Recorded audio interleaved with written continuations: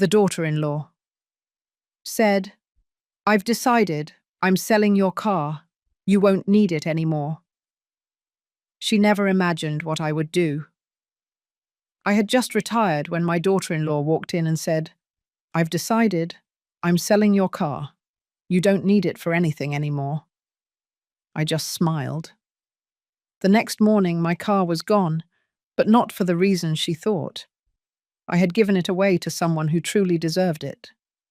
That's how she was left speechless. It was a Tuesday afternoon. I had just returned home from the school with my final box of belongings, photos of generations of students, faded diplomas, a mug that read, "Teacher of the Year, 1998. 40 years of teaching elementary school at the Benito Juarez School was over. 40 years of waking up at 5 in the morning. 40 years of wiping noses, bandaging scraped knees, and teaching children who arrived not even knowing their own names how to read. And now, at 67 years old, my retirement had finally arrived. I was organizing my pension documents on the dining table when I heard the door open without a knock. Not a tap. Not a good afternoon. Nothing. Just the squeal of the hinges and the loud clatter of her heels against the tile floor. Vanessa walked into my house like someone entering conquered territory.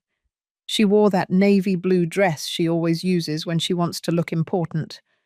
Her hair was pulled back in a bun so tight it looked like it was tugging her skin. And that cold stare that I had learned to recognize over the past 3 years. That calculating stare that measures, that counts mentally what she can take. She didn't greet me. She just stood in front of me, arms crossed, one knee slightly bent, as if I were an employee who needed instructions. "Amelia," she said, using my first name without the respectful Mrs. that any respectful daughter-in-law would use, "I've decided something important. I'm selling your car. You don't need it for anything anymore. A woman your age, retired, shouldn't be driving around the city. It's dangerous. Besides, Robert and I need that money for the down payment on a bigger apartment." Just like that, without asking, without consulting, like someone deciding what to do with a piece of old furniture that's in the way. My silver Mitsuru, that 2010 model car that I bought with so much effort after saving for 2 years, giving private lessons on Saturdays and selling homemade baked goods on Sundays on the corner. That car that took me to school every morning, that transported my son when he was little, that carried groceries for families in need, that witnessed my tears when I became a widow, and also my laughter when Robert graduated. I felt a hollow in my stomach, a void that opened like a crack in an earthquake. But something strange happened. Instead of crying, instead of yelling, instead of pleading, I smiled. A small, quiet smile that must have disconcerted her, because I saw her eyebrows furrow slightly. "Did you hear me?" she asked, with that tone she uses when she thinks someone isn't understanding her orders. "I heard you perfectly, Vanessa," I replied with a calm I didn't even expect myself. "Good. I'll come for the keys tomorrow at 10 in the morning. I already have a buyer. He'll give you $85,000.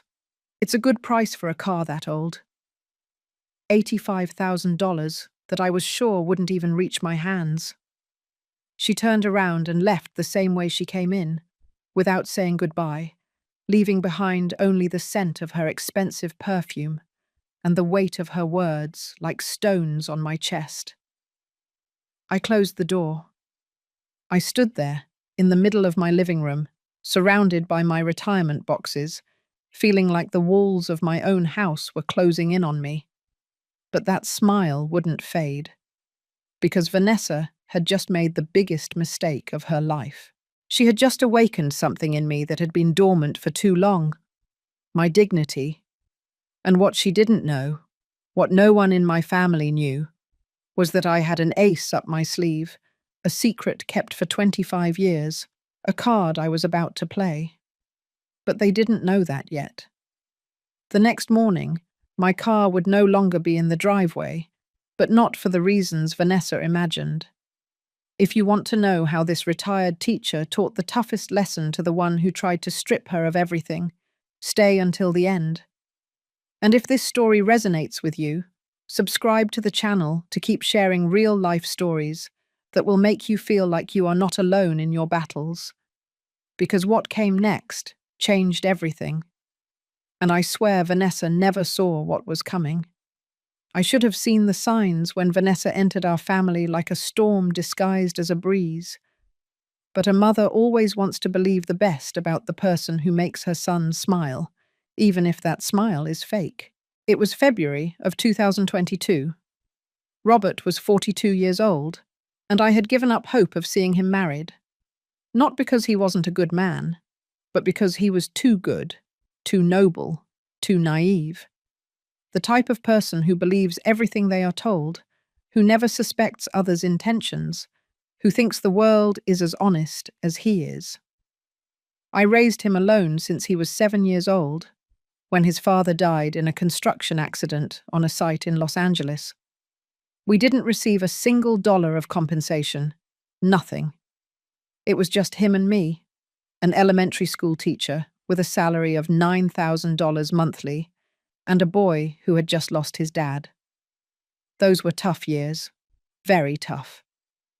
I remember the nights preparing packed lunches at 5 in the morning, ironing his school uniform while he slept, inventing games so he wouldn't notice that we didn't have money for toys. I remember selling homemade desserts at school, doing sewing for the neighbors, giving private lessons until 11 at night to pay for his college. Robert studied accounting, graduated with honors, and got a job at a mid-sized firm in New York.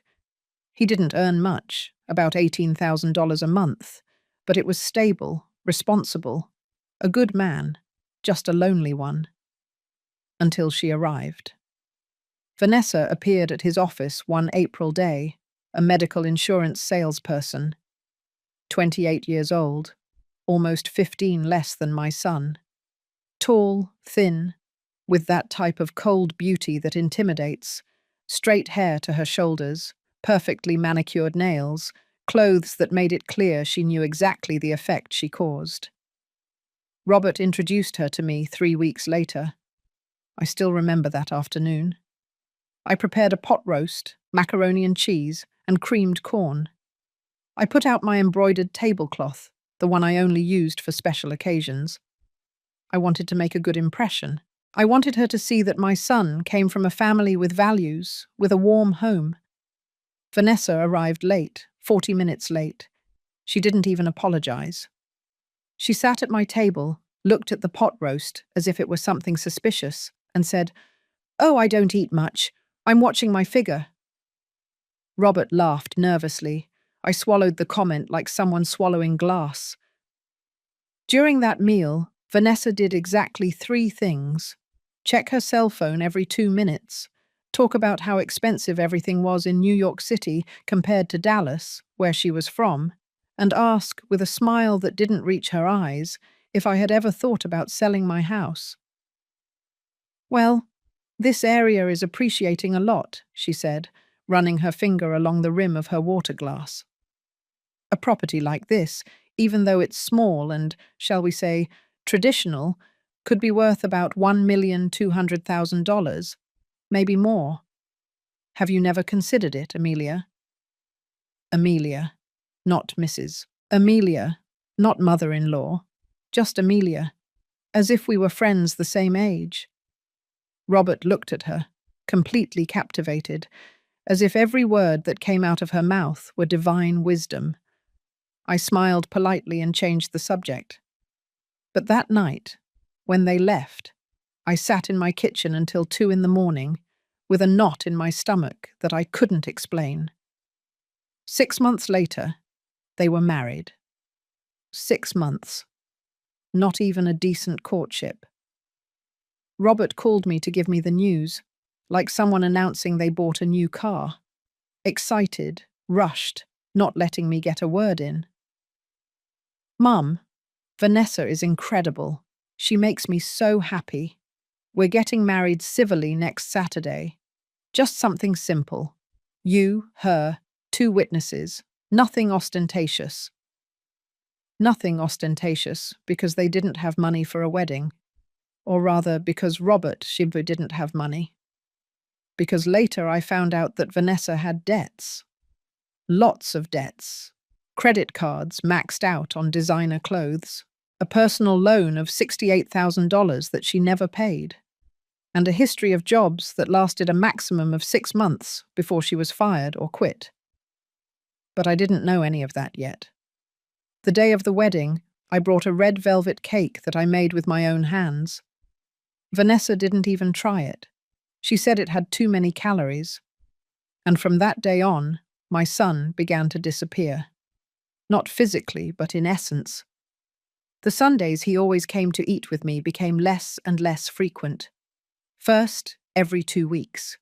Then, once a month. Then, hardly ever. When I asked him, he always had the same excuse. Vanessa has plans, Mum. You know how wives are. No, I didn't know, because I was a wife, and I never pushed my husband away from his mother. The phone calls, which used to be daily, turned into short text messages. Busy, Mum. I'll call you later. But he never called, and when I finally visited them in their rented 2-bedroom apartment in Jersey City, I felt Vanessa measuring every minute of my presence, like someone counting the seconds until an unwanted guest leaves. But that wasn't the worst part. The worst part was seeing Robert repeat her words like a trained parrot. Mum, don't you think you should think about moving to something smaller? Maintaining a house is a lot of work for a woman alone. Mum, Vanessa says you should be thinking about your future. Where are you going to live when you're older? Mum, is it true that you have savings? Because if so, you could help us with the down payment on a better apartment. My son, my boy, the one I raised with so much sacrifice. Now he was the echo of a woman who barely knew him. And I kept quiet. I nodded. I smiled. Because I was afraid. Afraid that if I said something, if I confronted, if I complained, I would lose him forever. So I swallowed every hurtful comment, every insinuation, every contempt disguised as concern, until that Tuesday of my retirement arrived, until Vanessa crossed the line she should never have crossed. And that's when something inside me said, enough. But before everything exploded, things got much worse. Because Vanessa didn't just want my car, she wanted my entire life. It wasn't a stab. It was a slow poisoning, designed so no one would notice except me. The next 2 years after their wedding were like watching water erode stone, drop by drop, day after day. Until one day you wake up and there is nothing solid left to stand on. It all started with the loans. The first loan was 6 months after the wedding. A call from Robert, his voice heavy with shame. Mum, could you lend us $5,000? Vanessa had some unexpected medical expenses. We'll pay you back next month, I promise. $5,000. It was almost 1/3 of my bi-weekly pay. But he was my son. Of course I gave it to them. They never paid me back. 3 months later. Mum, we need $12,000 to fix Vanessa's car. The engine broke down. It's urgent, or she'll lose her job. $12,000 that I took from my emergency savings. They didn't pay that back either. Then it was $20,000 for an incredible investment opportunity Vanessa had found.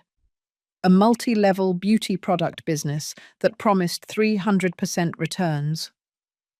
Mum, this is going to change our lives.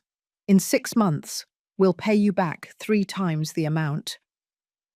That business went bankrupt in 2 months. Vanessa never mentioned it again. And I never saw that $20,000 again. In total, during those 2 years, I lent them $73,000. $73,000 fell from a retired teacher who was earning $15,400 a month in pension. But the money wasn't the worst part. The worst part was how Vanessa started creeping into my life like poison ivy. It started with casual visits when I wasn't home. Robert had a copy of my keys forever, for emergencies. But now Vanessa used them to enter my house when I was giving private lessons or grocery shopping. I would come back and find things moved. Open drawers, papers shuffled. "Oh, Amelia, we stopped by to drop this off and I took the opportunity to look for that receipt you asked me for," Vanessa would say when I confronted her on the phone, with that sweet voice she used when she knew she had done something wrong. But I had never asked her for any receipt. She was searching, checking, investigating. Looking for what? I didn't know yet. Then the comments about my house started. "Oh, mother-in-law, don't you think this house is too big for you alone? It has 3 bedrooms. You only use 1. It's a waste.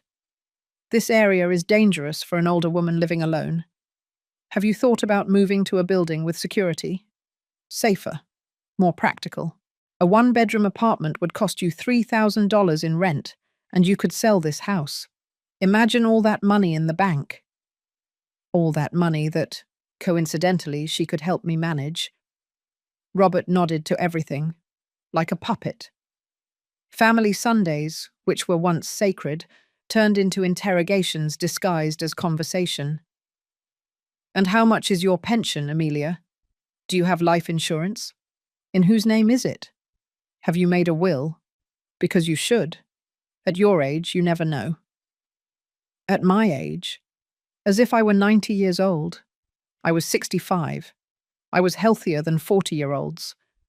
But to Vanessa, I was already a useless old woman waiting to die. And Robert said nothing.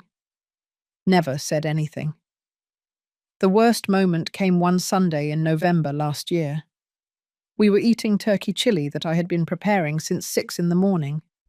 Robert had 2 helpings. Vanessa barely tasted it, as usual.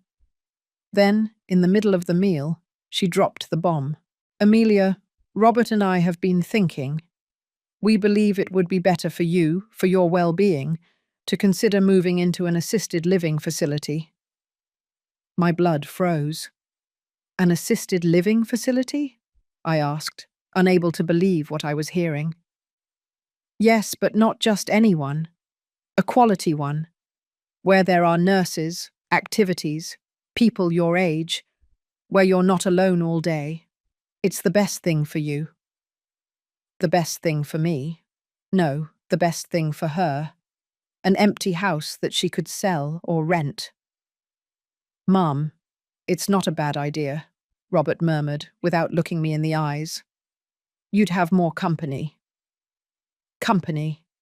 I, who had spent 40 years surrounded by children, colleagues, and parents. I, who had friends, neighbors, a life. They wanted to lock me up in a retirement home, as if I were already senile. "I'm not going to any facility," I said with a firmness that surprised me. "This is my house. I bought it with my work, and I'm staying here." Vanessa pressed her lips together. Robert lowered his gaze. They didn't bring up the subject again that day, but I knew they hadn't given up. The following days, Vanessa started a new strategy, humiliating me in public. At a family gathering at my cousin Harriet's house, Vanessa told everyone in front of me, "Oh, cousin-in-law, take good care of Amelia. You know how old people are.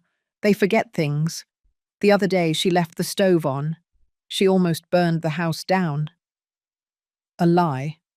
I had never left the stove on, but everyone looked at her with concern, and at me with pity. On another occasion at the supermarket, I ran into a former teacher colleague. Vanessa, who had accompanied me that day to help carry the bags, told her, "Mrs. Lucille, good to see you. Say, do you know a good neurologist? Amelia has been very forgetful lately. Robert and I are worried." I wasn't forgetful. My mind was clearer than ever. But Vanessa was building a narrative, painting me as a senile old woman who needed to be controlled. And worst of all, Robert didn't defend me. He never defended me. One day, I confronted him when he came alone to drop off some medications I had asked for. "Robert, why do you let Vanessa talk about me like that?" He stayed silent, looking at the floor, like when he was a boy and did something wrong. "She's not talking bad about you, Mum. She's just worried." "Worried? She's making me look like I'm losing my mind." "Don't exaggerate, Mum. Vanessa loves you very much. She just wants the best for you," he insisted. The best thing for me. That phrase again. I realized something terrible at that moment. I had lost my son. Not the physical Robert, but the Robert I knew. The noble boy, the grateful young man, the good man. That Robert had been replaced by a stranger who repeated his wife's words as if they were absolute truths. That night I cried.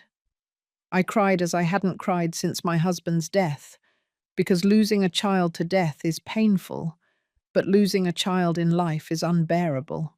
And just when I thought the pain couldn't get worse, the day of my retirement arrived. The day Vanessa decided my car was no longer mine. That was the day something inside me died, and something new, something stronger, was born. I had a secret that I kept for 25 years, waiting for the right moment to reveal it. That moment was about to arrive. But to understand why that secret was so important, I need to take you 25 years back, to 1999, the year I met Mr. Stephen Morfin. Mr. Stephen lived in the house next door, a single-story house with a front yard, painted pale yellow, with a purple bougainvillea climbing all over the facade. He had been a widower for 10 years, with no children, no close family, just him, his memories, and his rose bushes. He was 73 years old when we met. I was 42 and had just been widowed. We became friends by chance. One afternoon, I saw him struggling with some grocery bags, trying to open his door. I went over to help him. He invited me in for a coffee. I accepted. That cup of coffee became a ritual. Every Saturday afternoon, after doing my shopping, I would stop by his house. Mr. Stephen prepared French press coffee with a hint of cinnamon. I brought a pastry from the corner bakery. We would sit in his small living room, full of black and white photographs, and talk about everything: life, death, God, loneliness. He told me things he had never told anyone. How much he missed his wife, Hope. How much it hurt to wake up every morning in an empty bed. How the silence of a house without voices is the heaviest sound in the world. And I told him my fears. Fear of not being able to raise Robert alone. Fear of growing old without company. Fear that my life would be reduced only to working and surviving. Mr. Stephen listened to me with those wise eyes that only people who have lived a lot and suffered more have. "Amelia," he told me once, "life takes a lot from us. But if you pay attention, it also gives you signs of who deserves your trust and who doesn't. Always keep an ace up your sleeve. Always." I didn't understand that phrase until years later. Over time, Mr. Stephen started needing more help. Small things at first, bringing his medications from the pharmacy, accompanying him to the doctor, doing his shopping when it rained a lot. I did it gladly, without expecting anything in return, because he reminded me of my own father, who had died when I was 23 years old. But Mr. Stephen didn't just have that yellow house in the Valley neighborhood where we lived. He had another property, one he had bought in the 1970s, when Palm Springs was still cheap and quiet. A large plot of land with a 2-story house, a garden with fruit trees, and a 3-car garage. He had bought it thinking of retiring there with his wife. But Hope died before they could move in, and Mr. Stephen never had the courage to go alone. He rented that property $5,000 a month back then, which was enough for him to supplement his pension. The years passed. Mr. Stephen turned 80, then 83, then 85. His health worsened. Diabetes, high blood pressure, knees destroyed by arthritis. I went every day. I prepared his food, gave him his medications, bathed him when he couldn't do it alone anymore. I accompanied him to the hospital for every emergency. Robert, who was 17 years old then, also helped him. He mowed his lawn, fixed things that broke. He read the newspaper to him when Mr. Stephen couldn't see well anymore. "That boy of yours has a heart of gold, Amelia," Mr. Stephen would tell me. "You raised him well, very well." In 2009, Mr. Stephen had a heart attack. He survived, but was left very weak. One October afternoon, he called me to his house. He was sitting in his favorite armchair, the brown leather one that creaked every time he moved. He had a manila envelope in his hands. "Sit down, Amelia." I sat across from him, my heart pounding. I knew something important was coming. "I'm 90 years old. I don't have much time left. The doctors gave me 6 months, maybe less." My eyes filled with tears. I had come to love him like a father. "I want you to know something. I have 2 nephews, sons of my brother, who died 20 years ago. They live in Chicago. Do you know how many times they've visited me in these 10 years? I shook my head. None. 0. They call me once a year, on Christmas, just to be polite, nothing more. He opened the envelope and pulled out some papers. "This is the deed to my property in Palm Springs. It's worth approximately $3,800,000, according to the last appraisal. I also have savings, $450,000 in the bank." I froze. "Mr. Stephen, why are you telling me this?" "Because I want it to be yours. Everything. The house, the money. You have been the only real family I've had these years, you and Robert." "I can't accept that," I said immediately. "What about your nephews?" "My nephews left me to die alone. You gave me dignity in my final years. It's already decided. I went to the notary last week. Everything is in your name. Legal. Signed. Sealed." I cried. I cried so much my chest hurt. "But I want to ask you something," Mr. Stephen continued. "Don't tell anyone. No one. Not even Robert. Not yet. Wait. Observe. Life will show you who deserves to know and who doesn't. Why? Because money changes people, Amelia. It brings out the worst in them. You are good. Too good. And good people are easy prey for vultures. So keep it as an ace up your sleeve. And when the time comes that someone treats you like trash, when someone believes you have nothing, when someone tries to strip you of your dignity, that's when you bring it out and show them that you were always stronger than they thought." Mr. Stephen died 3 months later, in January of 2010. At his funeral, his 2 nephews showed up, dressed in suits, asking about the inheritance. The notary informed them that everything had been inherited by Amelia Sanchez. I changed your last name to a more common one in the US. They almost sued me. They said I had manipulated him, that I was an opportunist, that I had surely blackmailed him. But all the papers were in order. Mr. Stephen had even left a letter explaining his reasons. The judge dismissed the case. The nephews disappeared. I never heard from them again.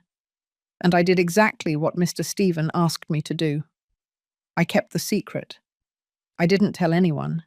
Not my family. Not my closest friends. No one. I kept the Palm Springs house rented out. I raised the rent over the years. Now it generated $18,000 monthly that went directly into a separate bank account that no one knew about. For 25 years, that money grew. I invested it smartly. I paid off the house where I lived, which I still owed on. I saved. I kept it quiet, and I waited. I waited to see who would love me for who I was, not for what I had. Robert passed the test for years. He was a good son, grateful, affectionate, until Vanessa arrived. And then I saw my son transform into a stranger who saw me as a source of resources, as property to manage, as an obstacle to remove. Mr. Stephen was right. Money brings out the worst in people, and I had the perfect ace up my sleeve, an ace that I was about to show. Because when Vanessa walked into my house that Tuesday, demanding the keys to my car, when she treated me like a useless old woman, when she thought she could strip me of the little I had left, she made the most stupid decision of her life. Because she didn't know who she was messing with, and I was ready to teach her. My retirement should have been a celebration. It became my funeral in life. It was exactly a week before the car incident, a Friday afternoon. Robert had called me that morning, with that forced, cheerful voice he used when Vanessa dictated what to say. "Mum, we want to celebrate your retirement. Vanessa is organizing a special lunch at our apartment this Sunday at 2 o'clock. Don't miss it." I should have suspected, but a part of me, that foolish part that still had hope, thought that maybe, just maybe, my son remembered who I was, what I meant, how naive I was. That Sunday, I got dressed with care. I put on my sky blue dress, the one Robert had given me 3 years ago for my birthday. I put on soft pink lipstick. I combed my grey hair, which I now wore short, at shoulder length. I wanted to look good, dignified. I brought a carrot cake that I had baked since 6 in the morning, Robert's favourite since he was a child. When I arrived at their apartment in Jersey City, I knocked on the door with my heart beating fast.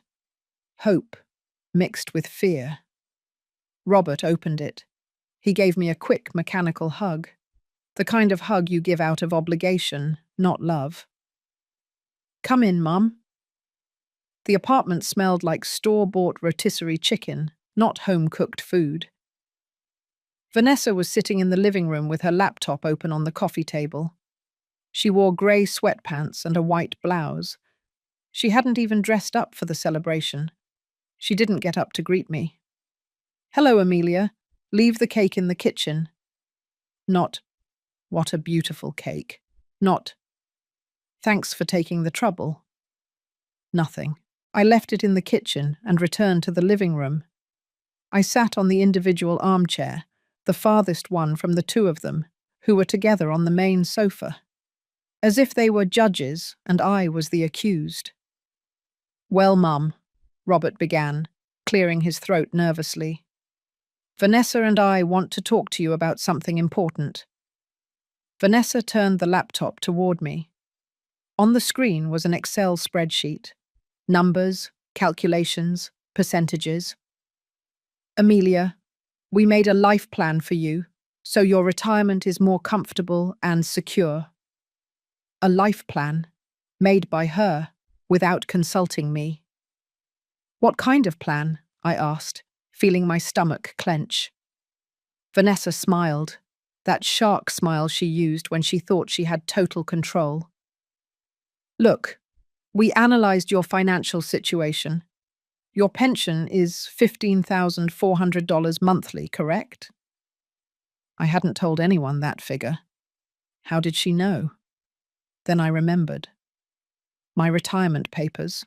The ones I was reviewing last Tuesday, when she walked in without knocking. She had seen them. She had probably photographed them. "That's correct," I replied with a cold voice. "Good. So here is the plan." She pointed to the screen. "First, we're going to sell your car. It's a 2010 Mitsuru. According to the quotes I got, we can get $85,000. It's not much, but it helps." "Wait," I interrupted. "We're going to sell? Who is we?" "You, obviously," Vanessa said impatiently, as if I were stupid. But we are going to help you with the process because you don't understand those things. I took a deep breath. I didn't say anything yet. Second point, she continued.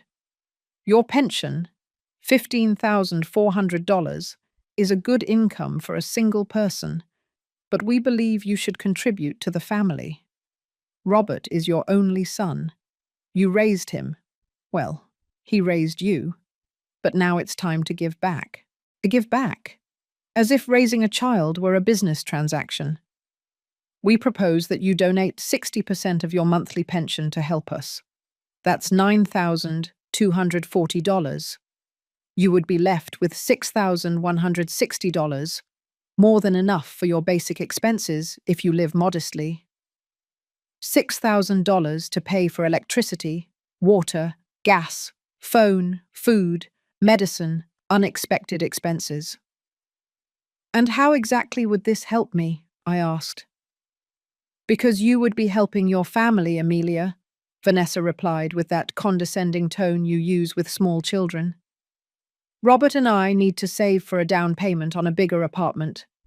We want to have children soon. Your future grandchild will need space. Future grandchild. Using a baby that didn't even exist as emotional blackmail. Robert was staring at the floor. Coward. A complete coward. Third point. Vanessa printed a sheet of paper and handed it to me. We need you to sign a power of attorney. It's just for security. If something happens to you, Robert will be able to handle your legal and financial affairs without complications. A power of attorney, complete access to my house, my accounts, my documents. And what if I don't want to sign? Vanessa laughed, a fake, uncomfortable laugh. Amelia, don't be stubborn. This is for your own good. At your age, things can happen quickly. An accident, an illness. Do you want Robert to have to struggle with bureaucrats while you're in the hospital? Think logically. Logically. She talked about logic while planning to strip me of everything. And when do you need my answer? Now would be ideal. I have the appointment with the notary scheduled for Tuesday. Of course, she already had everything arranged, without asking me, without considering me. I need to think about it, I said, getting up from the armchair. Mum, sit down, Robert finally said, looking at me for the first time. We haven't eaten. I'm not hungry, but you brought cake. Leave it for Vanessa. Maybe she'll appreciate it. I took my purse and walked toward the door. Amelia, you're being very childish, Vanessa shouted behind me. We just want to help you. I didn't turn around. I didn't answer. I walked down the building stairs, my legs trembling. I got to my car. I sat behind the wheel. And there, in that parking lot, with the engine off and the windows closed, I broke. I cried like I hadn't cried in years, deep sobs that came from my stomach, tears that soaked my sky-blue dress, the one Robert had given me when he was still my son. It wasn't about the money. It was never about the money. It was because my son, my only son, the boy I raised alone, the one I hugged when he cried at night missing his father, the one who told me, "You're the best mom in the world," every birthday.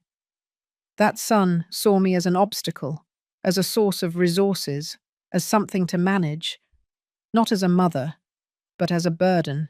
I drove home without remembering the way. I walked into my empty living room. I sat in my armchair. And I stayed there, in the darkness, looking at the photographs on the wall. Robert at 5 years old, in his elementary school uniform. Robert at 15, at his middle school graduation. Robert at 24, the day he graduated as an accountant. In all those photos, I was by his side, smiling, proud. At what point did I become his enemy? I picked up my phone. I almost dialed. I almost gave in. I almost told them, "It's okay. Take everything. I'll sign whatever you want. Just don't abandon me." But then, My gaze fell on the photo of Mr. Stephen that I had on my small altar, next to the Virgin Mary and my husband's photo. Mr. Stephen looked at me with those wise eyes, and I remembered his words. Vultures only respect those who fly higher than them. I put down the phone. I went to my closet. From the back, behind the boxes of old shoes, I took out a metal box with a key. I opened it. There they were. All the documents. The deed to the Palm Springs property. The bank statements. The investments. The proof that I was not the vulnerable old woman Vanessa believed. I took out my cell phone and dialed a number I had saved for years. Mr. Thompson, this is Amelia Sanchez. I need to update my will. Can you see me tomorrow? Of course, Mrs. Amelia. At 11? Perfect. I hung up, and I smiled for the first time in weeks. A smile that wasn't of joy, it was of determination, because Vanessa had just awakened something in me that had been dormant for too long, my dignity. And I was about to remind everyone that Amelia Sanchez was not a victim. She was a survivor, and survivors don't give up. They fight back. That morning, I cried all the tears I had held back in 40 years of strength. It was 3 a.m. I couldn't sleep. Insomnia had become my most faithful companion since that disastrous lunch on Sunday. I got out of bed, put on my old cotton bathrobe, and walked barefoot to the living room. The house was in complete silence. That heavy silence that only those who live alone know. The silence that amplifies every thought, every fear, every pain. I sat on the sofa, hugging my knees to my chest like a frightened child, and looked at the photographs that filled the shelf next to the television. Robert was there, everywhere. Robert the baby wrapped in his blue blanket. Robert at 3 with his red tricycle. Robert at 7, the day his father died, clinging to my skirt with his eyes swollen from crying. I took that photo in my hands. I studied it as if I could find answers in that child frozen in time. Where was that boy now? At what point did I lose him? I remembered the day of the accident of his father, Charles, my husband for 12 years, an honest-to-the-core construction worker, the kind of man who would share his sandwich with any co-worker who didn't bring lunch. He fell from a 5th-floor scaffolding. He died instantly. The construction company didn't give us anything. They said it was his negligence, that he didn't use the harness correctly. Lies. But we were poor, without lawyers, without a voice. I was left alone with Robert, 7 years old, 1st grade. I remember that first night without Charles. Robert couldn't sleep. He climbed into my bed, crying. "Mommy, why did Daddy leave?" "He didn't leave, my love. He had to go to heaven." "Why didn't he take us?" "Because we have to stay here, but he takes care of us from above." That night I promised him something. I whispered it in his ear as I rocked him in my arms. "I promise you will never lack anything. I promise you will go to college. I promise you will have a better life than your father and I had. I promise you." And I kept it. I really did. I stretched myself into 1,000 pieces. I worked double shifts when I could. Teacher in the morning at the public school, private lessons in the afternoons.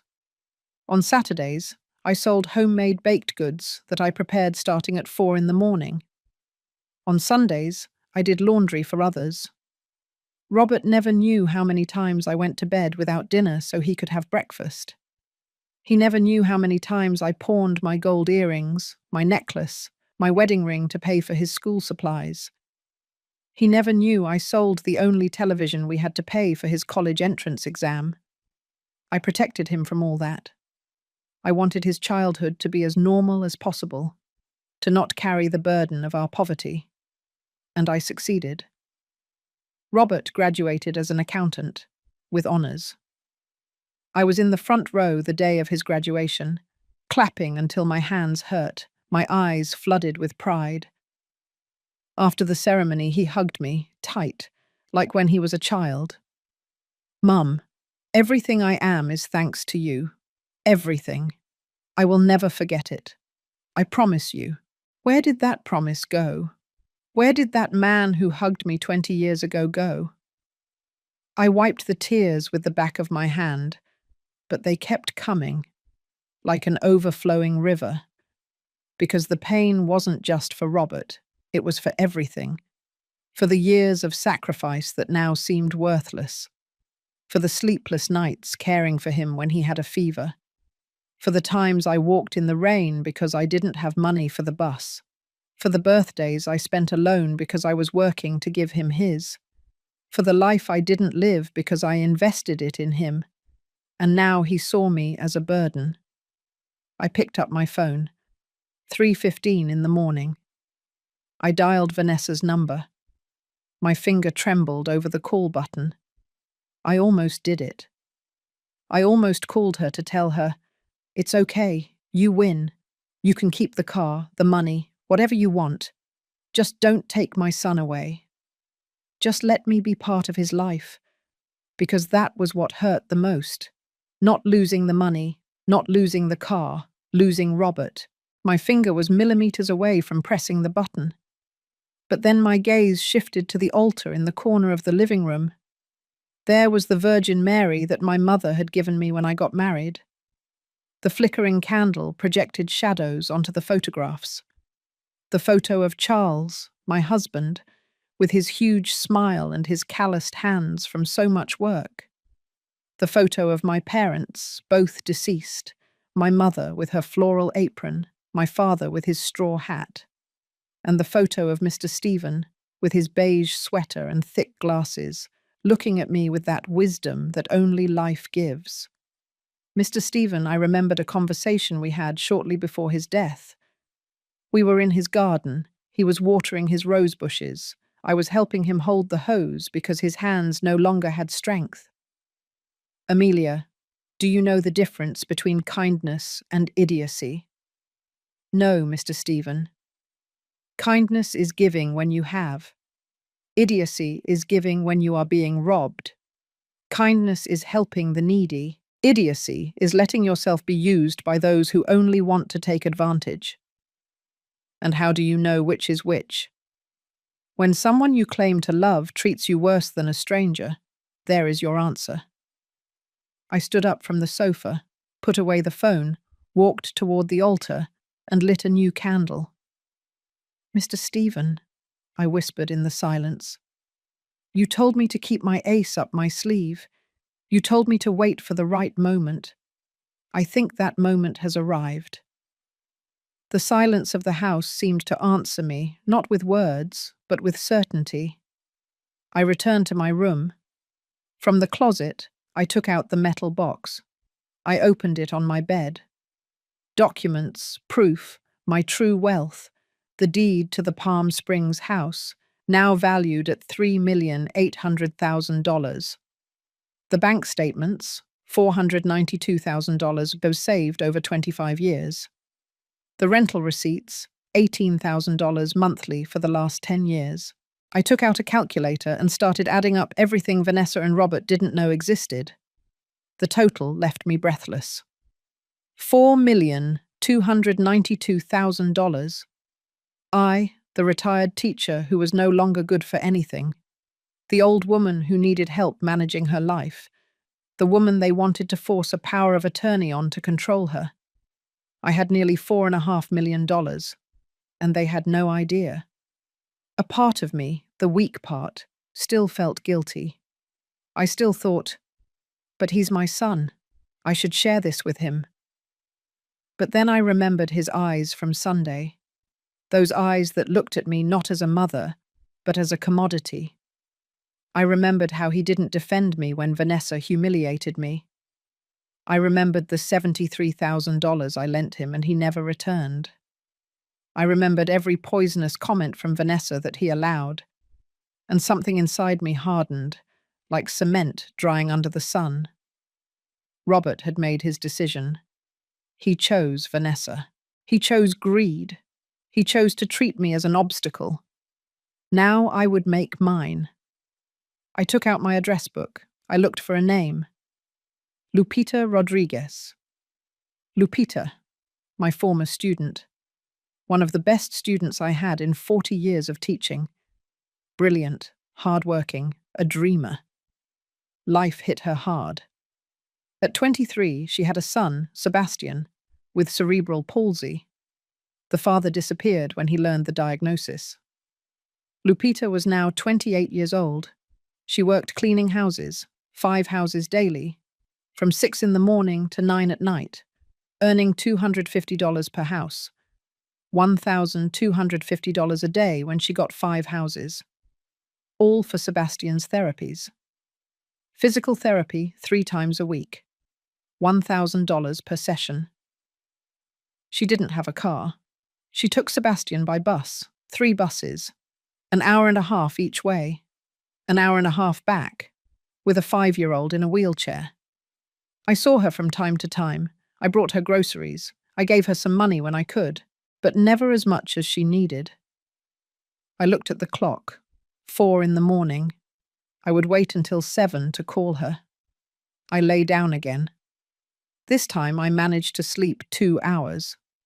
When I woke up, it was a new day, and I was a new Amelia, one who was no longer going to ask permission to defend her dignity. While they planned to strip me, I had already moved all the pieces on the board. At 7 in the morning sharp, I dialed Lupita's number. The phone rang 4 times before she answered. "Hello?" Her voice sounded tired. She was probably already awake for an hour, preparing Sebastian for the day. "Lupita, it's Mrs. Amelia." "Mrs. Sanchez?" Her voice immediately brightened. "How are you? Is everything okay?"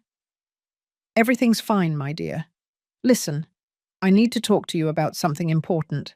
Can you come to my house today? Around 9? There was a pause. I heard the sound of dishes clanking in the background. "Well, Mrs. Sanchez, I have 4 houses scheduled today. I can't miss work because I'll pay you for the full day, $1,200. I only need 2 hours of your time." Another pause. Longer. "Are you okay, Mrs. Sanchez? Nothing bad happened to you?" I laughed. A genuine laugh for the first time in days. "On the contrary, Lupita, something very good is going to happen to you. Trust me." "Okay, I'll be there at 9. I hung up and started getting ready. I showered. I dressed in black pants and a burgundy blouse. I tied up my hair. I put on my silver earrings that I only wore on special occasions. Today was a special occasion. I prepared coffee and a pastry. I set the table as if I were receiving someone important. Because Lupita was important, more important than Vanessa could ever be. At 9 minutes to 9, the doorbell rang. I opened the door. There was Lupita, 28 years old, but she looked 35. Hard work ages you. She wore worn jeans, old sneakers, a long-sleeved blouse with a bleach stain on the shoulder, her hair pulled back in a tight ponytail, no makeup, deep dark circles, but her eyes shone. They always shone. "Mrs. Sanchez." She hugged me tightly. She smelled of cheap soap and exhaustion. "Come in, my dear. Sit down." I took her to the living room. I served her coffee and a pastry. She ate like someone who hadn't had breakfast. She probably hadn't. "And Sebastian?" I asked. "With my mum. She watches him while I work." She wiped the crumbs from her lips. "Mrs. Sanchez, what do you need me for?" I sat across from her. I took her hands in mine. They were rough, cracked. Hands of a woman who works tirelessly. "Lupita, do you remember what you wrote to me in your 6th grade graduation letter?" She blushed. "Mrs. Sanchez, that was 17 years ago." "I remember. You said, 'Mrs. Amelia, you taught me that being poor doesn't mean being less, that with effort and education, I can get wherever I want. Someday I'm going to be a doctor, and I'm going to help children like me, and it will all be thanks to you." Lupita's eyes filled with tears. "I didn't become a doctor," she whispered. "I'm sorry, Mrs. Sanchez. I disappointed you." "You didn't disappoint me. Life threw obstacles at you that no one should face alone. But you keep fighting. You are still that brilliant girl who never gives up, and that is worth more than 1,000 college degrees." She wiped her tears with the back of her hand. "What can I do for you, Mrs. Sanchez?" I took a deep breath. This was important. I had to say it right. "I need you to accompany me to do some paperwork. Today. And after that, I want to give you something." "Give me something? Mrs. Sanchez, I can't accept anything. You already do too much for—" "It's my car." She froze. She looked at me as if she hadn't understood. "What?" "My silver 2010 Mitsuru. I want to give it to you. Today. Now. For you." Lupita shook her head, tears now running freely. "No, Mrs. Sanchez, I can't. It's your car. You need it. You need it more. You take Sebastian on 3 buses for his therapies. That's 4 hours of transit daily. With my car, you would do it in 40 minutes. You could work more houses, earn more, give your son better therapies." "But Mrs. Sanchez—" "Lupita." My voice became firm. "Listen to me carefully. For 40 years, I was a teacher. I taught hundreds of children. Most forgot me. Some remember me in December. They send me a Christmas message and that's it. But you have always been there. When I had pneumonia 3 years ago, you came every 3rd day to bring me soup. When I turned 65, you were the only former student who brought me a cake. Every May, you send me flowers for Teacher's Day, even though I know you don't have money even for your own expenses." She was sobbing now. "It's just that you were the only one who believed in me, Mrs. Sanchez. When everyone said I was a stupid girl from a poor neighborhood, you told me I was smart. You got me the scholarship for high school. You gave me books. You taught me I was worth something. And now I want that car to teach you something else. That in this world, there are still people who give without expecting anything in return. That gratitude without self-interest still exists.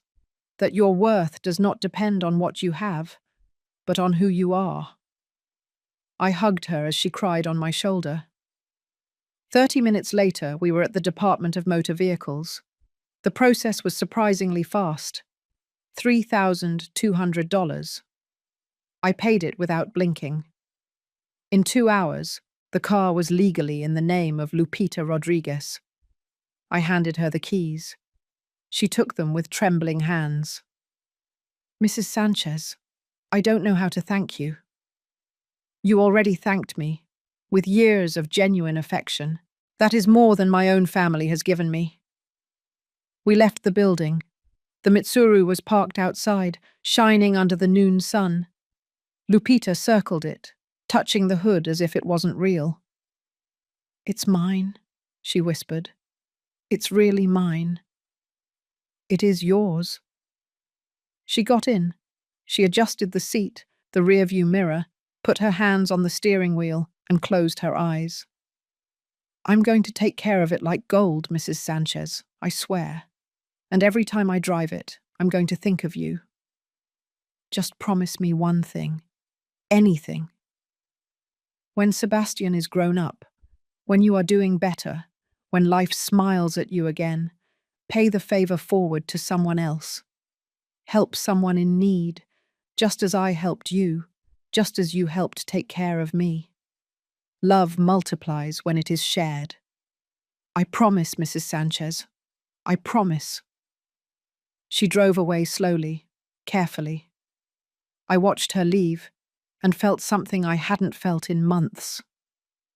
Peace. I walked back home. It was 12:30 in the afternoon. At 2 in the afternoon, the doorbell rang. I already knew who it was. I opened the door. There was Vanessa, dressed in black dress pants and a white blouse, her hair down, perfect makeup. And behind her, a man in his 50s, chubby, with a t-shirt that said, "We buy cars." "Hello, Amelia. I came for the car keys." Her voice was filled with anticipated triumph. "This is Mr. Johnson. He's going to give you $85,000 in cash. No checks or transfers. Cash. 85,000 that would surely go straight into her purse. I stood calmly, serenely in the doorway. "Vanessa, would you accompany me to the driveway?" She frowned, confused by my calm tone. "What for? Just give me the keys." "Accompany me." I walked toward the side driveway of the house. She and Mr. Johnson followed me. We arrived at the spot where the Mitsuru always was. Empty. Completely empty. The silence lasted 3 seconds, then Vanessa exploded. "Where is the car?" I looked her in the eyes, without fear, without trembling. "I gave it away." Her face went through 5 emotions in 2 seconds. Confusion, disbelief, fury, panic, hatred. "I gave it away. To someone who really needed it. Someone who does deserve my generosity." "You're crazy. That car was worth $85,000. It was my car. I decided what to do with it." Mr. Johnson cleared his throat uncomfortably. "Ma'am, if there's no car, I'll be leaving." "Wait." Vanessa grabbed his arm. "She's going to get that car back. Right, Amelia?" "No. I'm going to sue you. That car was family property." I smiled. That smile that was now my weapon. "It was never family property, Vanessa. It was my private property. And what is mine, I do with as I please. Without your permission. Without anyone's permission." She pulled out her phone and frantically dialed. "Robert, your mum gave the car away. Yes, she gave it away. Get over here right now." She hung up and looked at me with a hatred she no longer bothered to hide. "This isn't going to end here, you useless old woman." And it was at that moment that I knew the mask had fallen forever. The real monster had just come out into the light. I saw the real monster there, without disguises, without smiles, just greed and hatred. Mr. Johnson left, stammering apologies. Vanessa and I stood in the empty driveway, looking at each other like 2 gladiators in the arena. "I'm going inside my house," I said calmly. "You can leave or stay outside, but you're not coming in." "Of course I'm coming in. I'm going to wait until Robert gets here." I closed the door in her face. I heard her screaming on the other side. Words I never thought anyone would say to me. Insults a daughter-in-law should never say to her mother-in-law. But I didn't care anymore. I sat in my living room. I poured a glass of water. My hands weren't shaking. My heart was beating steadily. It was strange. After months of fear, of doubts, of wanting to please everyone, now I only felt clarity. 20 minutes later, I heard Robert's car pulling up outside, his door slamming. Altered voices. Vanessa crying, yelling, explaining. Then the banging on my door. "Mom, open up!" I got up slowly. I opened the door. Robert looked distraught, sweaty. He had rushed out of work. He still had his ID badge hanging from his neck. Vanessa was behind him, with red eyes, smeared makeup, disheveled hair. She no longer looked like the perfectly groomed woman. She looked like what she was, a desperate woman who had just lost $85,000. "Mom, what did you do?" Robert's voice trembled between confusion and anger. "I gave my car away." "To whom?" To Lupita Rodriguez. Do you remember her? My former student. The one with the son with cerebral palsy.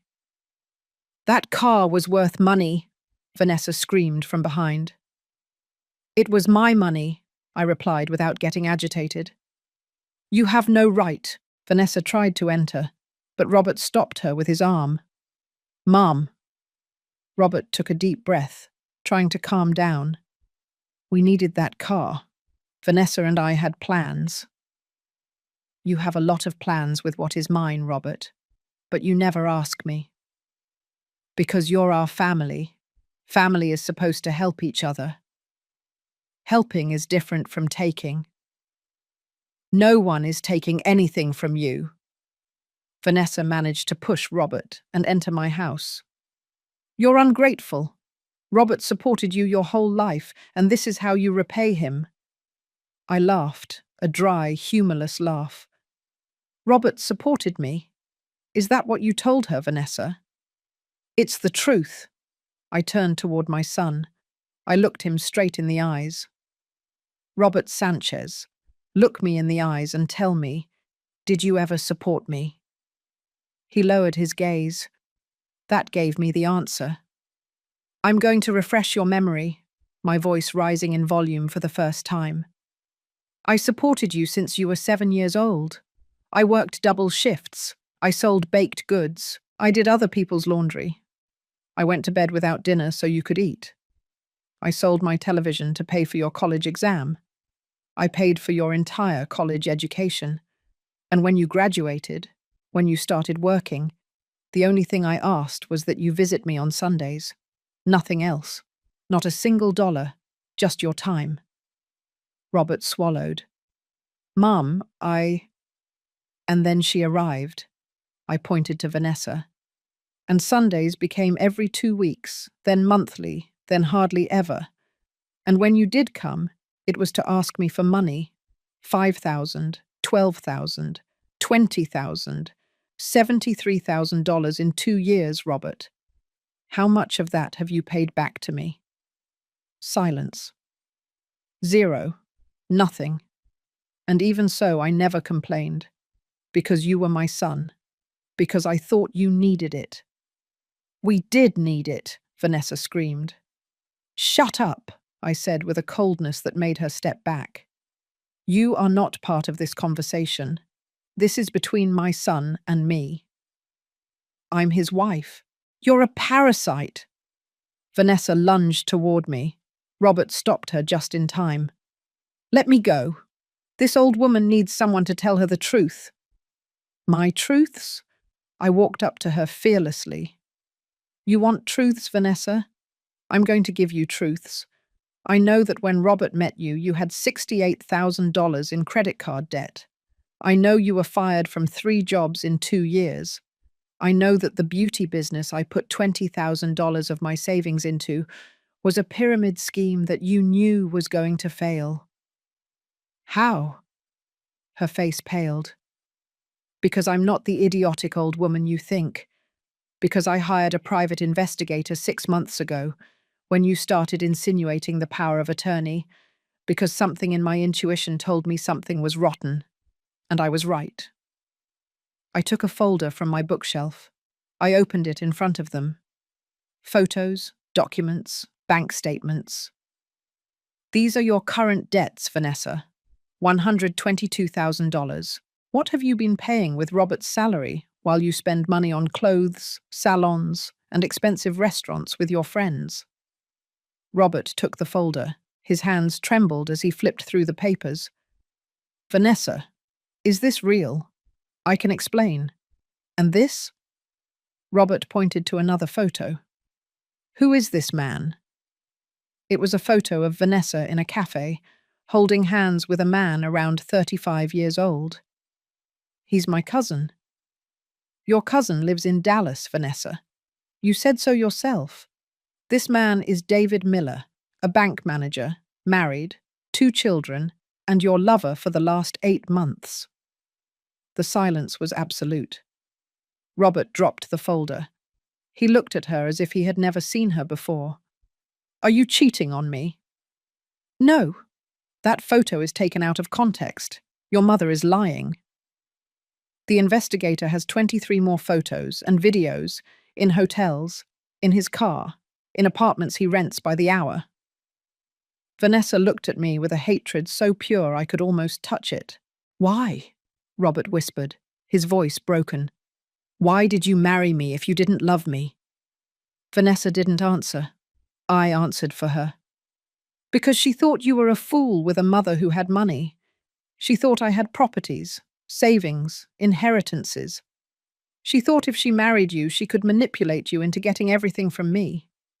That's why the constant visits. That's why searching my drawers. That's why the power of attorney. That's why she wanted to sell me, institutionalize me, make me disappear. Lies! Vanessa was hysterical now. It's all lies from this resentful old woman. Resentful? I would be resentful if I had stayed silent, if I had signed your power, if I had let you lock me up in an assisted living facility while you kept my house. But I'm not resentful, Vanessa. I'm smart. Something you never were. She lunged at me again. This time, Robert couldn't stop her in time.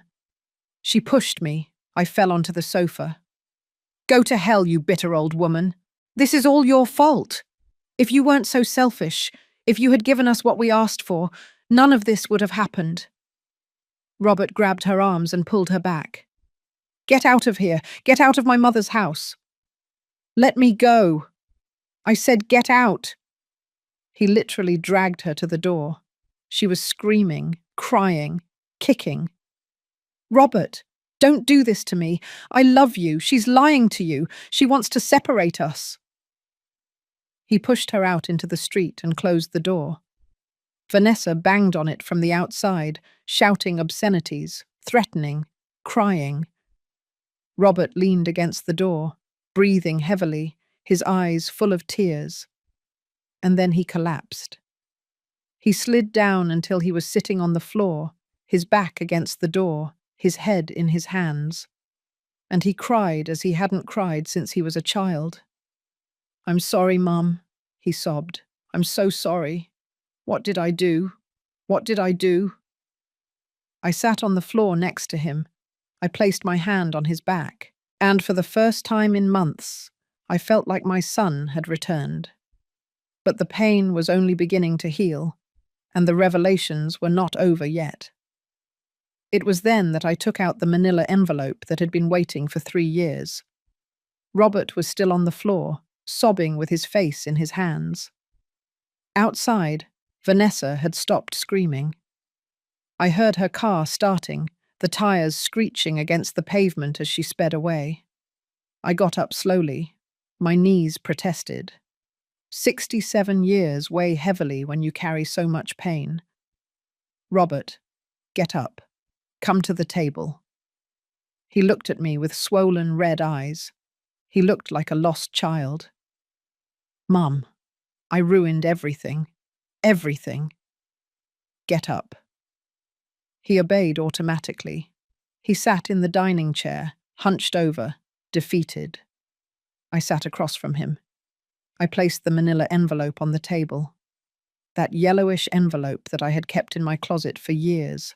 The one that contained my truth, my secret, my ace up my sleeve. Before we talk about your marriage, about Vanessa, about what you're going to do now, I need to show you something. What is that?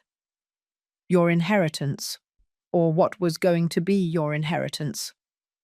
He frowned, confused. I opened the envelope. I took out the documents one by one, placing them in front of him like poker cards on the table.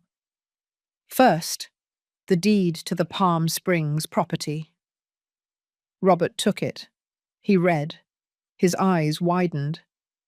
Is this a house?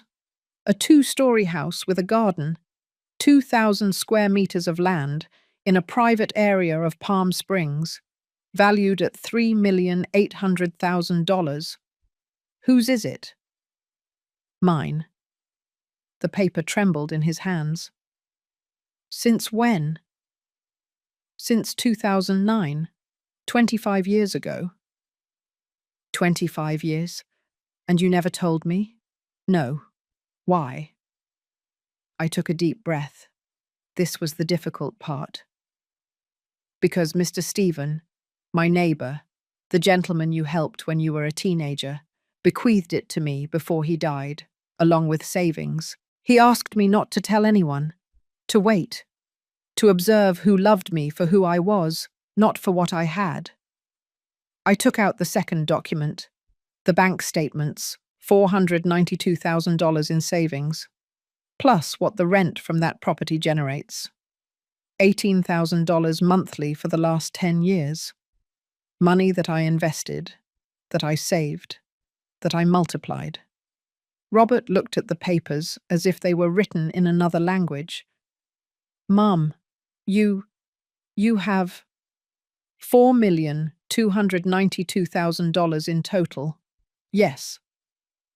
He put his hands to his head. He closed his eyes. It can't be. It can't be. I took out the third document, the one that hurt the most to show. This is my will, the one I made a year ago, shortly after you married Vanessa. I slid it toward him. He read it in silence. His lips moved, forming the words without sound. He finished reading. He looked at me with fresh tears in his eyes. You left me. Everything. 100%.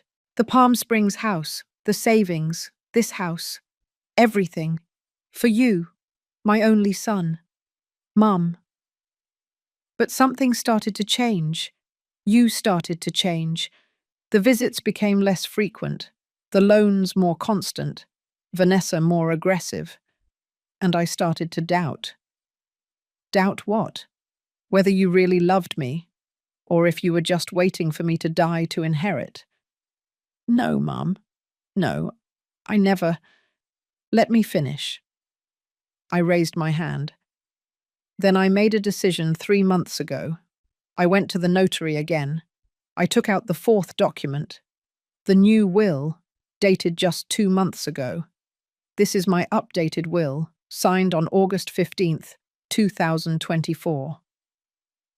I handed it to him. I watched as his face went from shock to absolute horror. Only 30%? Only 30% for you. The 70% remainder is divided among 3 of my former students. Lupita Rodriguez, to whom I gave the car this morning. Marcella Olson, who takes care of me when I'm sick. And Rosario Telles, who visits me every Sunday to play dominoes and chat. But Mum, I'm your son. And they are the ones who treat me like a human being. The ones who call me to ask how I am without wanting anything in return. The ones who hug me with genuine affection, not with interest. I love you, Mum. I love you. Love me now that I'm alive, Robert. Not when I'm dead. He broke down again. He cried with deep, heartbreaking sobs. Forgive me. Please, forgive me. I was an idiot. A complete idiot. I let Vanessa poison me. I let her manipulate me. I failed you. I failed the only person who was always there for me. I got up. I circled the table. I knelt beside him, ignoring the pain in my knees.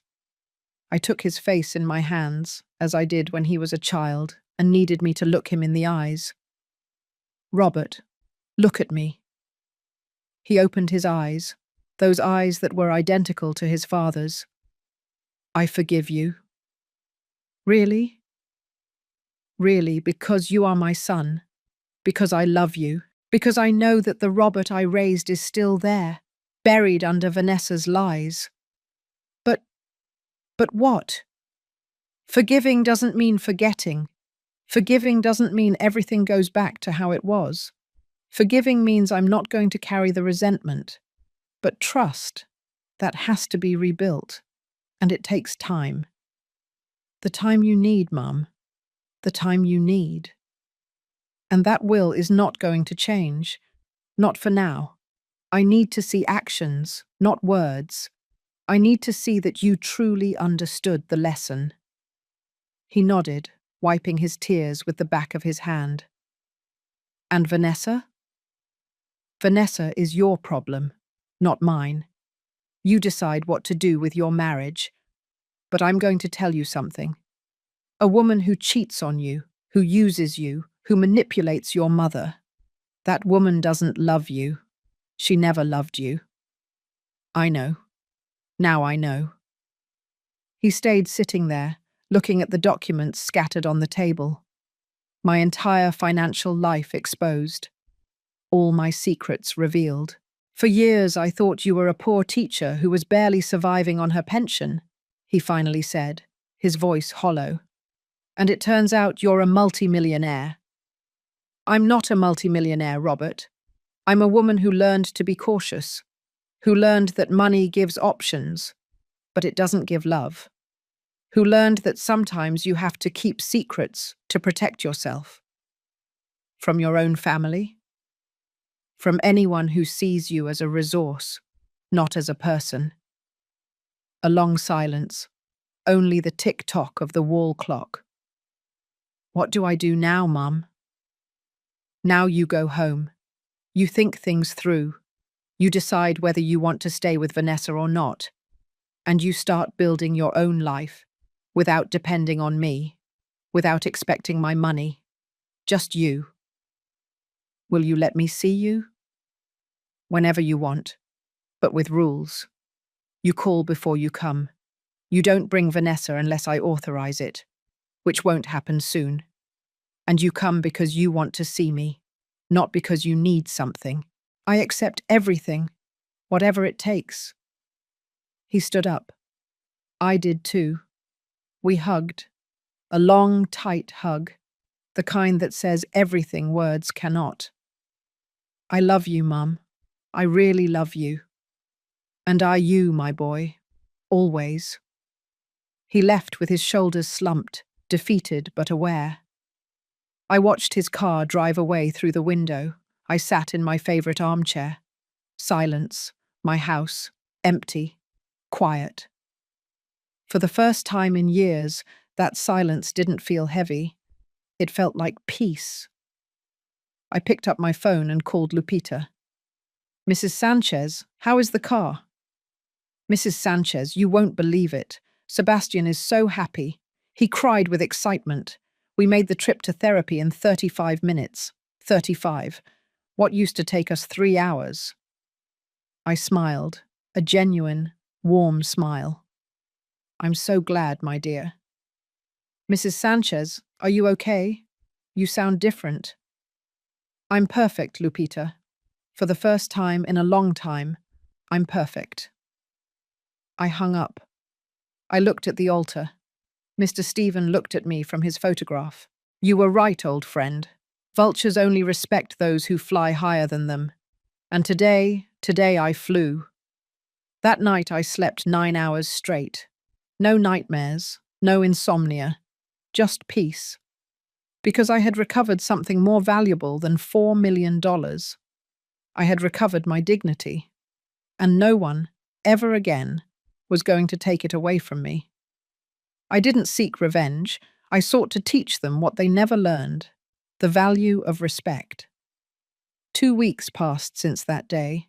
2 weeks of absolute silence from Vanessa. 2 weeks of daily calls from Robert. At first awkward, nervous, then increasingly genuine.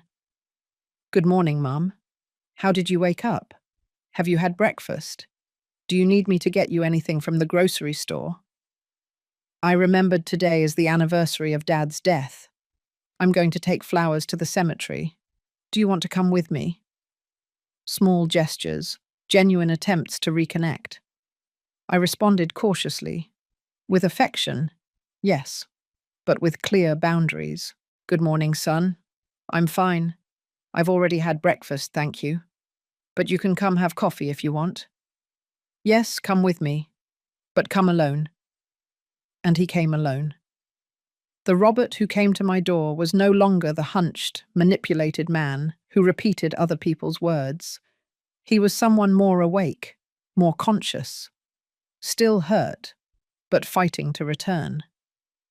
One October afternoon, he arrived with a bag of groceries. I brought you the vanilla wafers you like, and coffee. Thank you, son. I made coffee. We sat at the dining table like before, like when things were simple. Mum, I need to tell you something. My heart tightened. Here it comes. Tell me. I'm divorcing Vanessa. I've already talked to a lawyer. It's an at-fault divorce, proven adultery. I have the photos you gave me, and the investigator gave me more evidence, videos, messages, everything. How do you feel? He gave a bitter laugh. Like an idiot. Like the most stupid man on the planet. I was married for 3 years to someone who never loved me, who only used me, and I was happy, believing I was loved. You're not an idiot. You were naive. There's a difference. What is the difference? Idiots don't learn. Naive people do. He took his coffee. His hands trembled slightly. Vanessa tried to contact me. She sent me about 100 messages, crying, saying it was all lies, that you made up the photos, that this David is just a friend, that I'm the love of her life. And what did you tell her? Nothing. I blocked her everywhere. Phone, text message, social media, everything. I never want to hear from her again. And did she accept that? No. She came to my job. She made a scene, crying in front of all my colleagues, saying I was abandoning her for no reason, that my mum had brainwashed me. I sighed. I'm sorry, son. Don't apologize. She dug her own grave. Security escorted her out of the building. My boss called me to his office. I explained the situation. He was understanding, but he said if she comes back, he'll have to call the police. Silence. I also found out more things, Robert continued. His voice was increasingly broken. This David isn't the only one. There was another man before, and another before that. Vanessa has a pattern. She looks for men with some money. She marries or moves in with them. She squeezes them until they have nothing left, and then she moves on to the next one. How did you find out? The investigator kept digging. He found her ex-boyfriend in Dallas, an accountant like me. She did the same thing to him. She left him with $200,000 in debt. The poor guy is still paying off cards she used. I got up. I circled the table. I hugged my son from behind. I'm so sorry, Robert. Me too, Mum. I'm sorry I exposed you to that. I'm sorry I brought that snake into our family. It's over now. Do you really forgive me? I already told you. I forgive you, but trust takes time. He nodded against my shoulder. 3 weeks later, a Saturday morning, someone knocked on my door. I opened it. Vanessa. But not the groomed, perfect, controlled Vanessa. This was a different woman. Unwashed hair pulled back in a messy bun, no makeup, deep dark circles, dirty jeans, old sweatshirt. Amelia, what do you want? To talk, please. Just 5 minutes. Everything in me said to close the door, but something, perhaps curiosity, perhaps the need for closure, made me take a step back. 5 minutes. At the entrance. You don't come in. She stood in the doorway, looking at the floor. I came to ask for your forgiveness. I don't believe you. It's the truth. I know I messed up. I know I ruined everything. I know I never should have treated you the way I did. Did you just come to tell me that? I came to ask you to talk to Robert, to tell him to give me another chance, that I've changed, And there it was, the real reason. I'm not going to do that, Vanessa. Please, he listens to you. If you tell him to forgive me, he will. Exactly, he listens to me. That's why I'm not going to ask him to do something that will destroy him again. I love him. No, you love what he represents. Stability. A fool who is easy to manipulate. Access to me. To my money. That's not love. That's not true. Then why did you cheat on him? Why did you use him? Why was every conversation you had with me about getting something from me? Silence. She had no answer. Vanessa, I'm going to tell you something, and I want you to listen well. My son deserves someone who truly loves him, someone who values him, someone who doesn't see him as a means to get money. You were never that person, and you never will be. You're a bitter old woman who can't stand to see her son happy. And there it was, the real monster again. My son wasn't happy with you. He was your prisoner. He chose me, not you, and now he's unchoosing you. Live with that. I closed the door. She screamed on the other side. Poisonous words, empty threats. This isn't going to end here. You'll regret this. I didn't listen anymore. I turned up the radio. 10 minutes later, she left. She never came back. The divorce was finalized 3 months later. December of 2024. Robert didn't give her a single dollar. She had no grounds to fight. The adultery was proven. The last I heard of her, she had moved to Boston. With another man, another accountant, another naive man. Some people never learn. But that was no longer my problem. My problem was rebuilding my relationship with my son. And slowly, visit after visit, coffee after coffee, we started.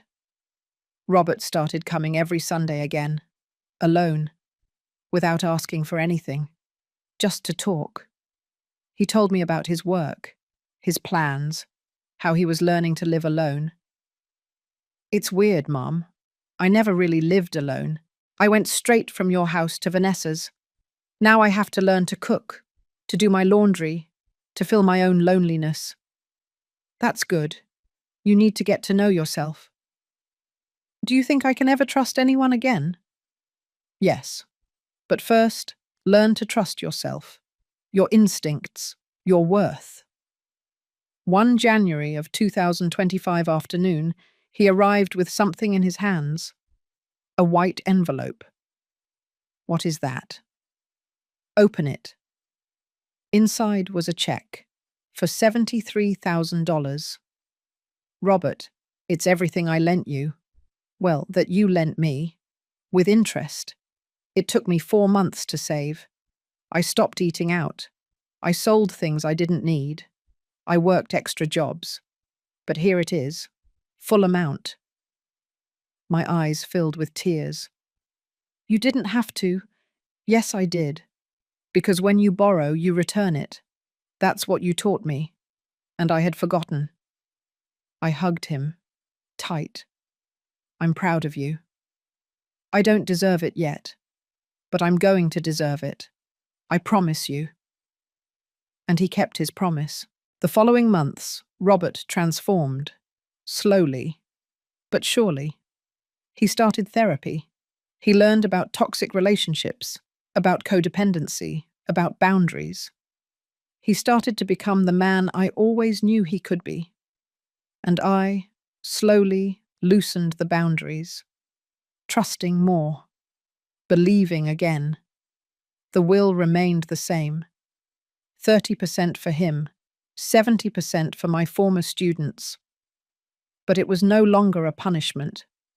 It was a reminder that love is shown through actions, not words. That family is not just blood. It's those who are with you through thick and thin. One April afternoon, while I was drinking coffee in my yard, Robert asked me, "Are you ever going to change the will?" I don't know. Does that bother you? No, well, a little. I'm human. But I also understand why you did it. And I understand that Lupita, Marcella, and Rosario deserve it as much or more than I do. Robert, what matters is not what you have when I die. What matters is that you have me while I'm alive. He smiled, a genuine, clear smile. You're right, as always. Not always, but in this, yes. Sundays became sacred again. Robert came. Sometimes he brought food. Sometimes we cooked together. We always talked. About everything. About nothing. About life. Like before. Like it should have always been. If this story teaches you anything, let it be this. Never allow your worth to be stolen by the fear of being alone. 8 months have passed since that Tuesday when Vanessa walked into my house demanding the keys to my car. 8 months that feel like an entire lifetime. I am sitting in my garden. It is 4 in the afternoon on a Saturday in June. The sun is gently warming me. I have a cup of coffee in my hands and a light blanket over my legs, even though it's not cold. I just like to feel wrapped up. I look at the empty space where my silver Mitsuru used to be, and I smile. Because I didn't lose a car that day, I won my dignity back. Life after the storm has been different, calmer, clearer. Like when a dirty window is cleaned and you can suddenly see the whole landscape. Robert comes every Sunday without fail, sometimes during the week too. He no longer carries burdens on his shoulders. He no longer repeats other people's words. He is himself again. Or maybe he is himself for the first time in his life. He divorced Vanessa in February. The process was faster than we expected. She didn't fight much. I suppose she understood it was pointless. Or she simply found her next victim. My son lives alone now in a small one-bedroom apartment in Jersey City. He cooks his own meals. He does his laundry, he pays his bills. He is learning to be a whole man, not half of someone else. Mum, he told me 2 weeks ago while we were washing dishes together after lunch. I think I was never truly an adult until now. I always depended on someone. On you, then on Vanessa. I never learned to be alone. And how does it feel? Terrifying, but also liberating.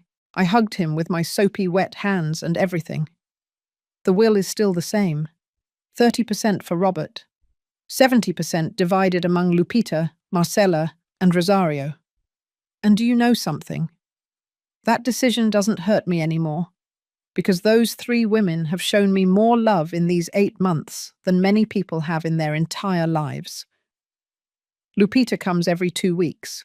She brings Sebastian, who now walks a little better thanks to the constant therapies she can afford because she no longer wastes 4 hours a day on public transit. He is 6 years old. He calls me Grandma Amelia.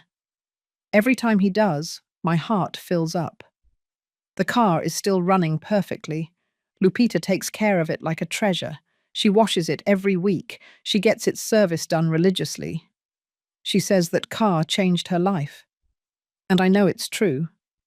Marcella, another former student, works as a nurse. She comes to check my blood pressure every week. She never charges me. She says it's the least she can do for the teacher who paid for her high school uniform when her family didn't have money to eat. Rosario is the youngest, 25 years old. She studies law at the public university. She works part-time and studies part-time. She comes every Sunday afternoon after Robert leaves, and we play dominoes until 8 at night. We talk about everything. Her dreams, her fears, her disastrous boyfriends, for whom I give advice she never follows. She makes me laugh like no one else.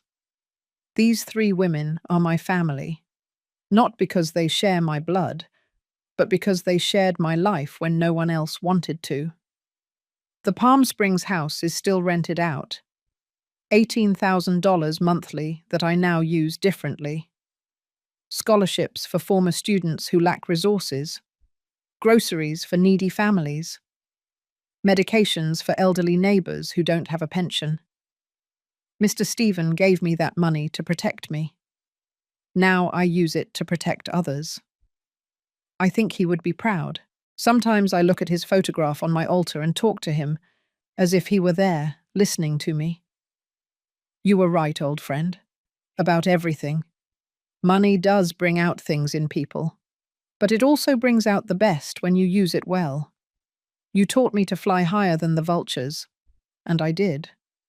My pension of $15,400 monthly is perfectly sufficient. I live alone, without luxuries, but without deprivation, as I have always lived. The difference is that now no one tells me what to do with my money. No one tells me how to live my life. No one treats me like a burden, and that is priceless. Sometimes I wonder what would have happened if I had given in that day, if I had given the car keys to Vanessa, if I had signed the power of attorney, if I had donated 60% of my pension.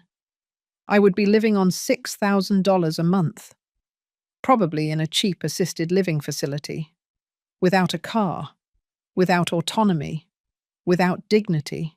Robert would still be married to Vanessa, being her puppet, being unhappy without knowing it, and I would be dying in life. But I didn't give in. I smiled that day, and that smile changed everything, because the smile was not of defeat, it was of strategy, of power, of someone who had an ace up her sleeve and was ready to use it. Now, sitting in my garden, drinking my coffee, feeling the sun on my face, I realize something.